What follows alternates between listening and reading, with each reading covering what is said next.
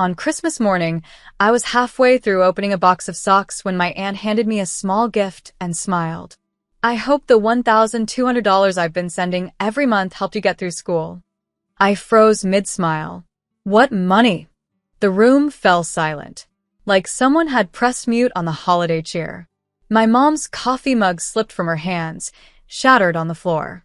My dad's face went pale, and my aunt, blinking in confusion, tilted her head. Then, who's been cashing the checks in your name? My name is Lauren, and from wherever you're watching this, stay with me. Because the moment I asked that question, the entire illusion of my loving family began to shatter, one broken ornament at a time. My aunt looked down at her phone, scrolling quickly. I mailed them here. Every month. For 2 years. All addressed to you. She turned the screen to me. There it was. My name. My handwriting. My aunt's warm messages. I never saw any of it. My heart started pounding. I looked at my parents, my mother wide-eyed, my father suddenly fidgeting. They said nothing. Because they couldn't. That's when it clicked. Why I'd been working 3 jobs. Why I skipped meals to afford books. Why my financial aid had almost been revoked. Why every time I'd asked for help, they'd said, money's tight. Because they'd been taking it. My aunt stood up, stunned. You mean to tell me you never got a single check? I shook my head. I thought you stopped caring. She turned to my parents. Then who the hell? My mother stammered. We didn't want to burden her with taxes. She was already so overwhelmed. My dad added, we put some of it toward bills. It's not what it looks like. I stood slowly. It looks exactly like what it is. They had stolen from me, robbed me of 2 years of help, made me beg strangers for shifts while lying through their teeth under our roof. But I didn't cry. I didn't scream. I simply walked to my room, closed the door, and started packing. Because the best revenge isn't loud. It's leaving them wondering how long you've known, and how far you'll go to get it all back. I packed 1 suitcase. Just one. No drama. No shouting. Just folded clothes, my laptop, and the last remnants of trust they hadn't already spent.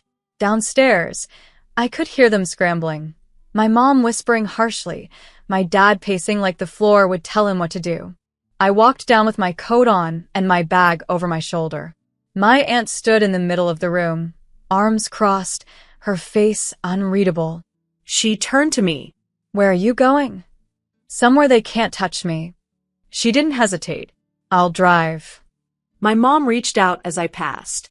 Lauren, please. It wasn't like that. We used the money for the family. I stopped. Turned to her slowly. I am family. And then I looked at my dad. Were the vacations worth it? The new furniture? The lies? He didn't answer. Couldn't. Because the truth was written all over the receipts my aunt started digging up. See, she was smart. Meticulous. Each check was trackable. Each one signed and cashed. But never by me. And the signature? Not even close to mine. We went straight to the bank. The manager pulled up the images on the screen. My name forged. Every single month. The room spun. All that time, I thought I wasn't enough to be helped. But I was just stolen from. My aunt turned to me and said, you're filing a report. Right now. And for once, I didn't hesitate. Because this wasn't a mistake. This wasn't miscommunication. This was fraud. By my own parents. By people who tucked me in at night while robbing me blind. That night, I didn't sleep at her house. I planned. Every login. Every email. Every document I needed to freeze the accounts they used under my name. And as I clicked submit on the fraud report, I whispered to myself, you built a life off my struggle. Now watch me rebuild one without you in it. The bank called 2 days later. Their tone had changed. What started as routine verification was now formal investigation. Apparently, the signature wasn't just mismatched, it was sloppily forged. And the account the checks were being deposited into? Joint. Under my father's name. With my mother as a co-signer. They didn't even try to hide it. Just tucked my future under their mattress and spent it like a bonus.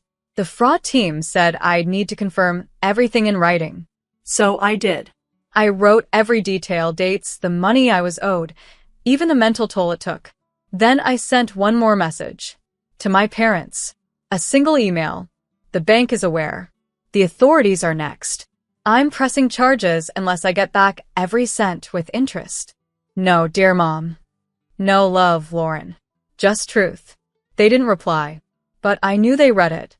Because my dad tried calling my aunt 20 minutes later. She didn't pick up. Instead, she wired me $5,000 from her own account. For legal fees, she said. No one steals from my niece and gets away with it. And that's when it hit me. For years, I begged for approval. 4 crumbs of support. For someone in that family to fight for me. Turns out, I just had to burn the bridge to see who would jump in the water to pull me out. The next day, I met with a lawyer. She looked over the documents, the check scans, the bank statements, and said one sentence I'll never forget. This isn't just theft. This is betrayal with a paper trail. We filed. And once the notice hit my parents' mailbox, the mask finally cracked. My mom sent a message at 2 a.m. You're really going to destroy this family over a little money? To which I replied, No. You destroyed this family the moment you chose greed over your own daughter. She left me on read. But I wasn't done. Because I wasn't just reclaiming money. I was reclaiming every piece of power they thought I'd never find. And Christmas? They'd remember it forever. Not as the day I found out, but the day I started fighting back. The court date was set. Small claims, but what I was reclaiming wasn't just dollars. It was dignity. My aunt offered to testify. She had the receipts, the tracking numbers, even screenshots of texts where she mentioned the checks months back, messages I'd never seen because my mother deleted them from my phone when she borrowed it to call Grandma.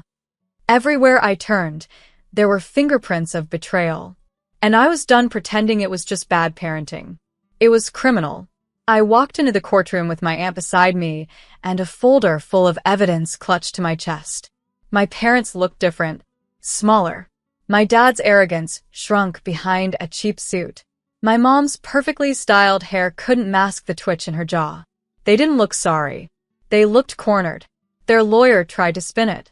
That the money had been reallocated for household expenses. That they planned to return it.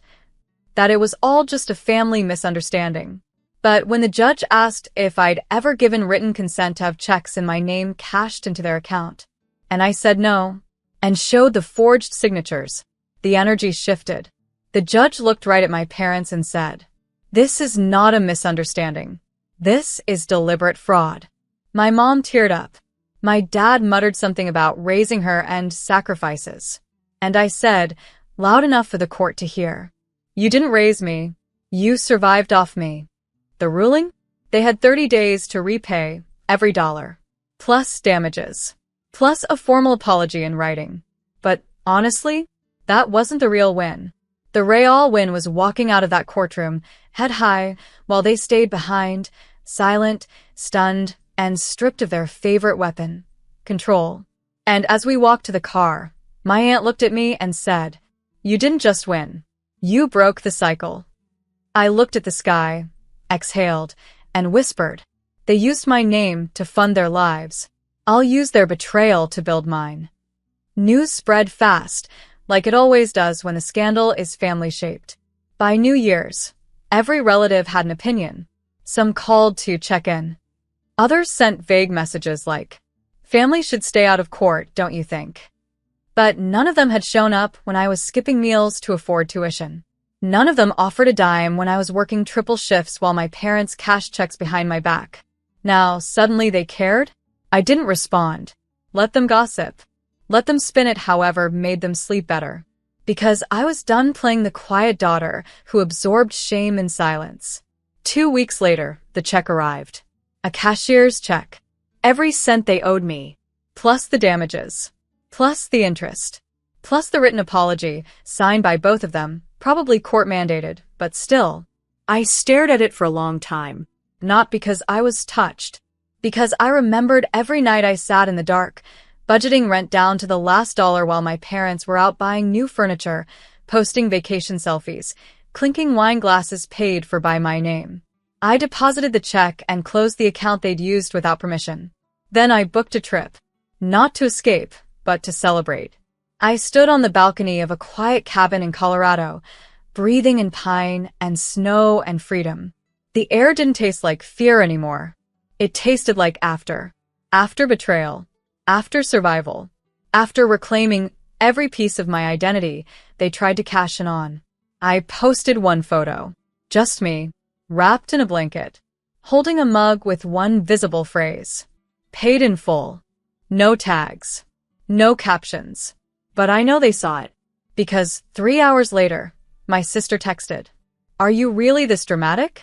You couldn't just talk to them?" I didn't reply. Because there's nothing left to explain when someone chooses comfort over truth. I didn't burn the bridge. They sold it for parts. And now, I was building something better. A life they couldn't buy into. A week after the post, my father emailed me. Not a call. Not a real apology. Just a 5-paragraph PR statement pretending to be remorse. "We understand your perspective and are truly sorry if you felt betrayed." Felt. As if betrayal was a feeling, not a fact with forged signatures and bank trails. He ended it with, "We hope one day you can forgive us, and we can go back to being a family." I read it twice, then deleted it. Because here's what they never understood. Forgiveness isn't about returning to the scene of the crime and pretending nothing happened. It's about choosing not to live in the rubble and rebuilding somewhere they can't reach. My aunt saw the email too. He'd CC'd her. She texted me 2 words. "Don't fold." And I didn't. Instead, I signed a lease on a new workspace for the nonprofit I'd been dreaming about since college. A scholarship fund for students like me. Ones who worked 2 jobs and still came home to empty fridges. Ones who were lied to, used, abandoned by the very people who were supposed to protect them. I named it the Lauren Fund. Bold, maybe. But I wasn't hiding anymore. And when the press release went out, a journalist reached out. Wanted to do a story on how betrayal built a legacy. I said yes. Not for attention. For impact. The article dropped 2 days later. Front page of the weekend section. Stolen support. Earn justice. One woman's fight to reclaim her name and help others do the same. Within 24 hours, my parents' phones were blowing up. The sympathy they tried to gather? Gone. The narrative they tried to twist? Unraveled. They went silent again. But I wasn't watching. I was too busy answering emails from students who finally felt seen. One message stood out. "I thought something was wrong with me. Thank you for showing me it's not weakness to walk away." And that's when I realized my revenge wasn't just winning in court. It was becoming someone they'd never be strong enough to raise. The donations started small. $25 here, $100 there. Then an alum from my old college, someone I barely remembered from class, sent $10,000 with a note. "Your story reminded me of my sister. She never made it out. You did. Keep going." I sat at my desk and cried. Not because I was sad. Because it finally made sense. All the nights I ate $8 ramen. All the textbooks I couldn't afford. All the moments I questioned my worth while my parents lived comfortably off the money meant to save me. They weren't just pain. They were foundation. Pain, stacked brick by brick into something no one could tear down again. And just like that, the Lauren Fund went viral. Students wrote from community colleges, trade schools, Ivy Leagues. Stories that sounded too much like mine to be coincidence. My parents tried to spin the narrative. They posted a photo together on Facebook, smiling, holding hands, captioned, "Forgiveness and family first. We all make mistakes." The comments were brutal. "Mistake? You stole your daughter's future. You didn't raise her. You robbed her." They took it down within the hour. I didn't have to say a word. The world did it for me. And while they spiraled, I flourished. I gave my first keynote at a youth conference. Spoke to a room full of teenagers who thought struggle made them small. I told them, struggle sharpens. Betrayal breaks the shell. But rebuilding? That's where power lives. I didn't need to mention my parents. but they were there in every sentence. Every truth they once buried under guilt and gaslighting, I now spoke aloud, without shame. After the talk, a girl hugged me and whispered, "I thought maybe I was crazy, but you proved I'm not alone." That's when I knew I wasn't just healing for me. I was healing for us. Every daughter who was told she was too sensitive, too dramatic, too much of a burden to believe. The truth? I was never too much. They were just never enough. It happened quietly. A letter in my mailbox, no return address, just my name in my mother's handwriting. I stared at it for a while. I didn't open it out of curiosity. I opened it because I already knew how it would end. Inside were 2 pages. The first was an apology, if you could call it that. "We never meant to hurt you. We were struggling too. We thought you'd understand when you were older." The same old gaslight, dressed in nicer words. But the second page? That was different. A check. For $1. Memo line. "What's left?" I laughed. Out loud. Alone. Not because it was funny. Because it was perfect. After stealing thousands. After lying to my face. After years of treating me like background noise, they still thought they had the last word. But the truth? They gave me everything. Every betrayal was a blueprint. Every stolen check was a spark. Every time they made me feel small, I quietly built something unstoppable. I framed the check, hung it in my office, right beside the first full scholarship we awarded through the Lauren Fund. Not as a reminder of what they did, but of what I survived. And now? I don't wait for apologies. I don't flinch at silence. I don't shrink for love that only shows up when it wants to be forgiven without accountability. I live, loudly, freely, fully, surrounded by people who don't just clap when I win. They show up when I struggle. My parents? They became a cautionary tale.